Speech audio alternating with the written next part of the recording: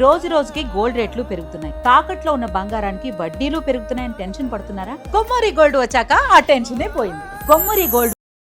నమస్తే, this is Shaurya. Cockroach party ఇప్పుడు అందరూ ప్రతి ఒక్కరు కూడా దీనికి సంబంధించే రీల్స్ చేస్తూ ఉన్నారు, మీమ్స్ చేస్తూ ఉన్నారు, అసలు పోస్టర్నే వైరల్ చేస్తూ ఉన్నారు. సో ఏంటి అసలు దీనిలోన ముఖ్యంగా తీసుకుంటే ఎవరు పెట్టిన పార్టీ అనేది చూస్తే ఫస్ట్ జెన్జీ అనుకున్నారు. బట్ దీనిలోనే పాకిస్తాన్కి సంబంధించిన సభ్యత్వాలు కూడా ఉన్నాయి అని. సో అసలు కనుక్కుందాము ఎవరెవరు ఉన్నారు, ఈ పార్టీకి సంబంధించిన డీటెయిల్స్ ఏంటి. మరో పక్క చూస్తే ఇది ఒక రెవల్యూషన్ తీసుకొచ్చిందా రాజకీయాల్లోని, ఈ ఎఫెక్ట్ ఇప్పుడు బీజేపీ సెంట్రల్ మీద పడుతుంది. ఎందుకంటే మోదీ గారు కూడా సరికొత్తగా రీల్స్ చేయండి అంటూ కూడా నాయకులందరికీ కూడా పిలుపునిచ్చారు. సో ఇది చాలా ఆశ్చర్యంగా ఉంది. ఒకసారి మాట్లాడదాం దీని గురించి. మనతో పాటు సీనియర్ జర్నలిస్ట్ దాము బాలాజీ గారు ఉన్నారు. సార్ నమస్తే. సార్ అసలు కాక్రోచ్ పార్టీ వచ్చింది అనగానే అదొక రెవల్యూషన్, అంటే ఇంతమంది సబ్స్క్రిప్షన్ అని మనకి షాక్ అనిపించింది. సో మరో పక్కేమో ఇప్పుడు మోదీ గారు కూడా రీల్స్ చేయమన్నారు, మొన్నేమో జగన్ రీల్స్ చేయమని అన్నారు. సో ఎట్లా తీసుకోవచ్చు అసలు పొలిటికల్ గా మనం? అంటే సోషల్ మీడియా ఇన్ఫ్లుయెన్స్ అనేది ఫస్ట్ గుర్తించింది మోడీనే. 2014లో ప్రశాంత్ కిషోర్ పెట్టి టీమును పెట్టి సోషల్ మీడియాని బలంగా ఉపయోగించుకుంది మోడీని అప్పట్లో. కాబట్టి ఆ రకంగా సోషల్ మీడియా దార్శనికుడు మోడీ, లేకపోతే బీజేపీ అని చెప్పచ్చు. ఎందుకంటే వాళ్ళంత ఎఫెక్ట్ గా ఇప్పటికి కూడా ఏ పార్టీ కూడా ఉపయోగించుకోలేదు.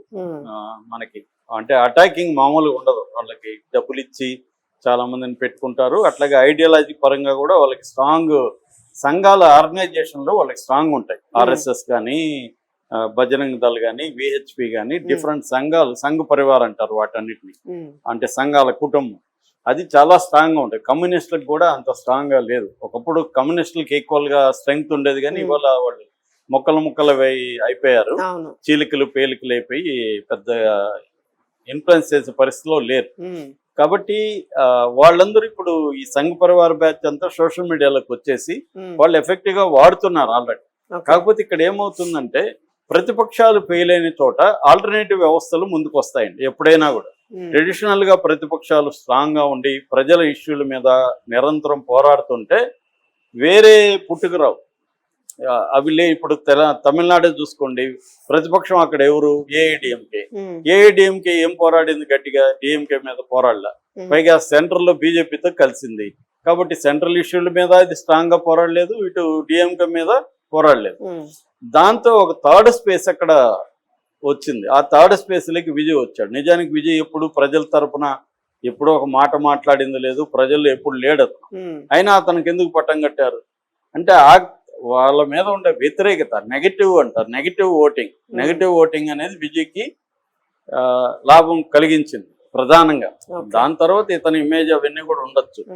అలాగా దేశవ్యాప్తంగా ఇవాళ మోడీ పాలన పట్ల తీవ్ర వ్యతిరేకత యూత్ లో పెరుగుతుంది రోజు రోజుకి. ఎందుకంటే ఎన్ని రోజులు నువ్వు ఫేక్ ఇష్యూస్ ని పెట్టి మభ్య పెడతావు?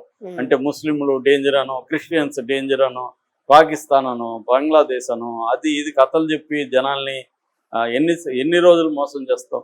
అందరికి ఉద్యోగం కావాలి, అందరికి డబ్బులు ఖర్చు పెట్టుకోవాలి. ఇవాళ సమాజంలో నువ్వు మతంతో భోజనం చేయలేవు, కులంతో భోజనం చేయలేవు. ఫైనల్ గా నీకు జాబు, డబ్బులు కావాలి. అవి ఎక్కడి నుంచి వస్తాయి? ఆర్థిక వ్యవస్థ బలంగా ఉండాలి, నిరుద్యోగం ఉండకూడదు, మ్యానుఫ్యాక్చరింగ్ సెక్టర్ స్ట్రాంగ్ గా ఉండాలి. ఇవన్నీ పక్కకి వెళ్ళిపోయి నెరేటివ్స్ లో ఎవడైనా మాట్లాడితే వాడిని దేశద్రోహం అనడం, ఇంకోటి అనడం, అటాక్ చేయడం, ఇవే జరుగుతుంటే ఈ పెంటప్ యాంగర్ అనే దాన్ని ఎక్కడో చోట ఎక్స్ప్రెస్ చేయడానికి జనాలకి వేదిక దొరకట్లే. అంటే రాహుల్ గాంధీ ఒక ఫైటింగ్ స్పిరిట్ తో పనిచేయట్లేదు. ఆయన ఏదో ఒక ఎన్జిఓ లాగా ప్రజెంటేషన్ ఇస్తాడు తప్ప స్ట్రీట్ బ్యాటిల్స్ చేయాలి, నువ్వు ఆర్గనైజ్ చేసి ఉద్యమాలు చేయాలి, జైలుకి వెళ్ళాలి, అప్పుడు నీకు యూత్ వస్తారు. అవేమి లేకుండా ముసలోళ్ళు, ఆయన పెట్టిందే ఖర్గే, ఒక పెద్ద ముసలాయన, ఆయన తీసుకొచ్చి ప్రెసిడెంట్ చేశారు. ఆయనే కదలలేడు గట్టిగా. అలానే ఇక రాహుల్ గాంధీ ఏమో అప్పుడప్పుడు వచ్చి ఏవో ప్రజెంటేషన్లు ఇచ్చిపోతుంటాడు. అంటే ప్రతిపక్షం దారుణంగా విఫలమైంది. మోడీ లెక్కది. ఇంకోటి ఏంటంటే వాళ్ళు ప్లాన్డ్ గా ప్రతిపక్షాలు ఎక్కడ ఉన్నా వాటిని విచ్ఛిన్నం చేసే కార్యక్రమం కూడా చాలా బలంగా చేస్తున్నారు. దాన్ని ఎదుర్కొని జనాల్ని మొబిలైజ్ చేసి, ఎన్మాస్ని మొబిలైజ్ చేసి వెళ్ళట్లేదు. సో అందువల్ల ఈ పెంటప్ యాంగర్ అంతా బయటికి రావాలి. ఇది కాక్రోచ్ రూపంలో వచ్చింది. ఎందుకంటే ఒక సాక్షాత్తు ఈ దేశ అత్యున్నత న్యాయస్థానం, సుప్రీంకోర్టు ప్రధాన న్యాయమూర్తి యూత్ ని ఓపెన్ గా కాక్రోచెస్ వీళ్ళు, బుద్ధింకలు వీళ్ళు అని హీనంగా మాట్లాడేసరికి ఒక్కసారిగా వీళ్ళ ఆత్మాభిమానం గాయపడింది. ఆల్రెడీ నిరుద్యోగంలో ఉన్నాము, ఆల్రెడీ ఈ ప్రభుత్వం మనకి ద్రోహం చేస్తుంది, మళ్ళీ మనల్ని వీడు కాక్రోచ్ అంటాడా అన్న ఒక దీంతో వచ్చింది. దాంతో అభిజిత్ దీప్కే అనే ఒక అబ్బాయి, అతను అంతకుముందు సోషల్ మీడియాలో పనిచేశాడు, ఎక్కడ ఆప్లో ఆమ్ ఆద్మీ పార్టీ సోషల్ వింగ్కి ఇన్ఛార్జిగా ఉన్నాడు కాబట్టి ఆ అబ్బాయికి కొంత ఐడియా ఉంది. దాంతో అతను కాక్రోచ్ జనతా పార్టీ అంటే భారతీయ జనతా పార్టీకి పేరడీ లాగా కాక్రోచ్ జనతా పార్టీ అని పెట్టేశాడు. పెడితే 4 రోజుల్లో 1 కోటి మంది చేరారు. ఇప్పుడు ఎంత తెలుసు, ఇందాక చూసా నేను 2,16,00,000 అండి ఇవాళ ఒక ఇన్స్టాలో మాత్రం, మిగతావి నేను చూడలేదు, ఇన్స్టాదే చూసా. ఇన్స్టాలో 2,16,00,000 మంది దాంట్లో ఉన్నారు ఫాలోయర్స్. అదే బీజేపీ చూస్తే 92 లక్షల మంది ఉన్నారు. బీజేపీ మొన్న 87 లక్షలు ఉన్నారు నేను చెప్పిన రోజు, 5 లక్షలు పెరిగారు. ఎందుకంటే బీజేపీ వాళ్ళు కూడా పెంచుకోవడానికి ట్రై చేసినట్టు ఉన్నారు, అయినా కూడా వాళ్ళు 5 లక్షల కంటే మించలేదు. నేను మొన్న చెప్పినప్పుడేమో వీళ్ళు 1 కోటి మంది ఉన్నారు కాక్రోచ్ లో, బీజేపీలో ఏమో 87 లక్షలు ఉన్నారు. ఇవాళ నేనే షాక్ అయినా, 2,16,00,000 మంది ఉన్నారు, ఇటు పక్క 5 లక్షలు మాత్రం పెరిగారు, 92 లక్షలు అయ్యారు. దీన్ని ఇప్పుడు ఎదుర్కోవడం, నిజానికి ఇది ప్రతిపక్షాలు అందిపుచ్చుకోండాలి ఇమ్మీడియట్ గా. ప్రతిపక్షాలు ఏమో సందేహిస్తున్నారు, ఇది వెళ్ళాలా, దీంట్లోకి ఓన్ చేసుకోవాలా లేదా, అది లేదు, ఇదేమన్నా మనకు మించిపోతుందా అని భయంతో వాళ్ళు అలాగే ఉన్నారు. ఈ లోపల బీజేపీ రంగంలోకి దిగేది, వాళ్ళ మొత్తం వాట్సాప్ బ్యాచ్లు, ఫేస్బుక్ రంగంలో దిగి వీళ్ళు అసలు వీళ్ళందరూ ఇండియా వాళ్ళు కాదు, ఈ చేరిన వాళ్ళంతా పాకిస్తాన్ వాళ్ళు, చేరిన వాళ్ళంతా బంగ్లాదేశాలు అని ఒక ఫేక్ క్యాంపెయిన్ మొదలు పెట్టేశారు. మొదలుపెట్టి ఒక ఫేక్ దీంట్లో మామూలుగా మనకి ఇప్పుడు మన ఛానల్లో కూడా కొడితే అనాలిటిక్స్ లో ఎవరెవరు సబ్స్క్రైబర్లు కొట్టామనుకో, ఏ దేశం నుంచి ఎంతమంది చేరారో మనకి అది లెక్కలు, జనాభా లెక్కలు బట్టి కూడా ఈ మనకి కౌంటింగ్ అనేది కూడా కొంత దాంట్లో ఇచ్చేస్తుందండి. ఇండియా ఇప్పుడు మన వీడియో ఏ దేశం నుంచి చూసారో కూడా ఇస్తారు, ఏ కంట్రీ నుంచి, ఏ కంట్రీ 97% ఇండియా, 2% అమెరికా, ఇలా ఎవరి వీడియోకి ఇచ్చేస్తుంది, సబ్స్క్రైబర్లు అన్ని ఇచ్చేస్తారు. అలాగా వీళ్ళు ఫేక్ క్రియేట్ చేసి వీళ్ళు ఏం చెప్తున్నారంటే 49% పాకిస్తాన్ అంట దీంట్లో, ఈ కాక్రోచ్ పార్టీలో.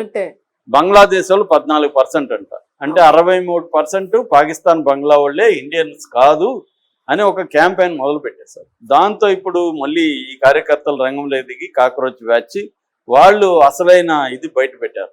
వాళ్ళ ప్రకారం 94.7% ఇండియాని, యుఎస్ లో 1%, యూకేలో 0.7, కెనడాలో 0.6, యుఏఈ అంటే దుబాయ్ 0.6. ఇది వీళ్ళ డేటా. ఇదే నేను నమ్మచ్చు, ఎందుకంటే పాకిస్తాన్ వాళ్ళు వచ్చి ఇక్కడ చేస్తే ఈజీగా డేటా తెలిసిపోతుంది. వాళ్ళు వచ్చి దీంట్లోకి ఎంటర్ అయ్యి చేస్తే, మన దేశంలోనే పాపులేషన్, యూత్ పాపులేషన్ 60 కోట్ల మంది ఉన్నారు మన దేశంలో. 60 కోట్ల మందిలో 2 కోట్ల మంది చేరడం పెద్ద విషయం ఉంది, ఎందుకంటే నిరుద్యోగమే దారుణంగా ఉంది కదా. సో అందుకని ఇప్పుడు దీని అంటే ఒక రియల్ చూడండి, బీజేపీ ముందు నుంచి కూడా చేసే ప్రాబ్లం ఏంటంటే రియల్ ప్రాబ్లమ్ ని ఫేక్ ప్రాపగండాతో ఎదుర్కోవాలని ట్రై చేస్తుంది. ఇది దానికి మించిపోయే విధంగా రేపు వచ్చింది అనుకోండి, ఒక నేపాల్లో, బంగ్లాదేశ్ లో, ఇలాంటి దేశాల్లో ఆల్రెడీ జంజీ రెవల్యూషన్స్ వచ్చాయి. ఆ స్థాయిలో వచ్చింది అనుకోండి, రేపు పొద్దున ఒక 10 కోట్ల మంది నిరుద్యోగులు కదిలారు అనుకోండి, 22 కోట్లు కదిలారు. ఇప్పుడు 10 కోట్ల మంది, 2 కోట్లు ఏంటంటే సోషల్ మీడియాలో ఉన్నారు, వీధుల్లోకి రాలా 2 కోట్ల మంది. రేపు పొద్దున 2 కోట్ల మంది, 10 కోట్ల మంది వీధుల్లోకి వచ్చారనుకోండి, అప్పుడు వీళ్ళని ఎవడు ఏమి చేయలేరు. ఖచ్చితంగా చాలా దారుణంగా ఉంటుంది బీజేపీ పరిస్థితి. బీజేపీ తన వ్యతిరేకతని గ్రహించి దానికి ఏం చేయాలో అది చేయకుండా ఫేక్ ప్రాపగండా, పాకిస్తాను, బంగ్లా, ఎంతకాలం పాకిస్తాన్ మీద వేస్తారు, ఎంతకాలం బంగ్లాదేశ్. రియల్ ప్రాబ్లమ్స్ ప్రజల్ని ఊరిక ఉంచవు. అవన్నీ ఏంటంటే మనం అణచివేస్తున్నాం, తొక్కేస్తున్నాం, ఏమన్నంటే దేశద్రోహి అంటాము, ఏమన్నంటే ఆవు అంటాము, గోవు అంటాము, మతం అంటాము అనేది అనుకుంటున్నారు. కానీ అది రగిలిపోతుంది. ఇంట్లో వాళ్ళ మాట కూడా వింటారు. ఇంట్లో వాళ్ళు తల్లిదండ్రులు బీజేపీకి సపోర్ట్ ఉండవచ్చు, పిల్లలు బీజేపీకి సపోర్ట్ చేయరు, ఎందుకంటే వాళ్ళు రగులుతుంది. ఇప్పుడు మనకి తమిళనాడు ఎగ్జాంపుల్ ఏముంది, తమిళనాడులో విజయ్ రావడానికి ప్రధానంగా జంజీ రెవల్యూషన్. వాళ్ళ జంజీ కానీ రెవల్యూషన్లోకి వస్తే వాళ్ళ మెథడ్స్ మామూలుగా ఉండవు, వాళ్ళ అటాక్ మామూలుగా ఉండవు. ఎందుకంటే వాళ్ళు నిరంతరం అతను చెప్పినట్టుగా దీంట్లో చేరడానికి అవును. ఒక ఇదేమంటే నిరంతరం సోషల్ మీడియాలో క్రానిక్ గా ఉండే వాళ్ళు కావాలి. అవును. సో వాళ్ళు రంగంలో ఎదుగుతారు, వాళ్ళకి మీడియా మేనేజ్మెంట్, కమ్యూనికేషన్ సిస్టము, వాళ్ళకి హ్యాకింగ్ ఉమ్, అన్నీ తెలుసు. వాళ్ళ కానీ రంగంలో దిగితే మాత్రం ఖచ్చితంగా ఈ ప్రభుత్వం కూలిపోతుంది. ఉమ్, దీన్ని ప్రతిపక్షాలు ఉపయోగించుకోవడంలో కూడా దారుణంగా ఫెయిల్ అయినాయని చెప్పచ్చు. ఉమ్. సో కాబట్టి ఇది పాకిస్తాన్, బంగ్లాదేశ్ అని నమ్మించడం అనేది కష్టం. ఉమ్. తెలిసిపోతుంది మనకి జనాలు. Thank you sir. Thank you.